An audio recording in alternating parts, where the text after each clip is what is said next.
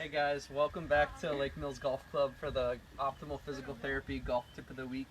Dr. Nate Hoover going to give you a few tips today, talking a little bit more about still the backswing, also the impact zone, so when you're actually hitting the ball, and some things to think about with your setup there.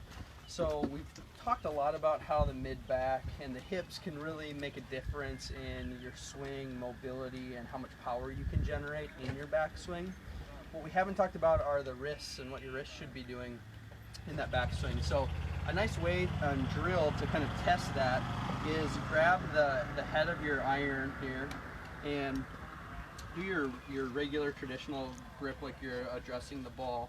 Come back into your backswing, and your wrist should hinge just enough to tap the butt end of your club to the wall. So you can practice how far back you should be going. And this is something that we'll see a lot of people get really long in their backswings to where they're having a hard time then coming through and getting into impact zone.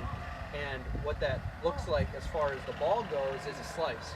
And that's what a typical amateur's miss is a slice of the golf ball, or where it goes off into the right.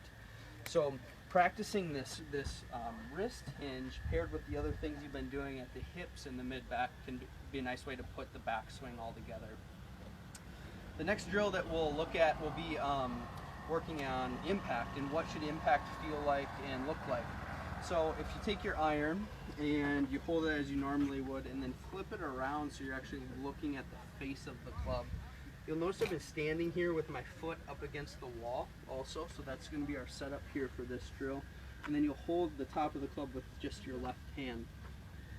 Now what we'll do here is at impact, or when we're hitting the ball, you want to have your hips forward, tall on that front stance leg, and then your shoulders should not come with it, however, so you should still be able to see just as much of the face of your club as you were when you had set up. So it shouldn't be like this. Instead, hips slide forward, so again, hip mobility that we're talking about, and then you can bring that right hand and rotate towards the club and touch there. So you come from your backswing to here, hips slide forward, touch.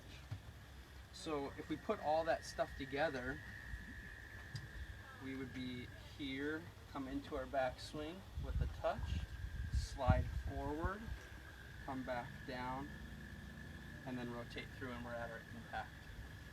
And that's a nice way that then you can practice how far back should I be in my backswing, and then what should it look like when I'm loading forward, coming into impact to generate that force.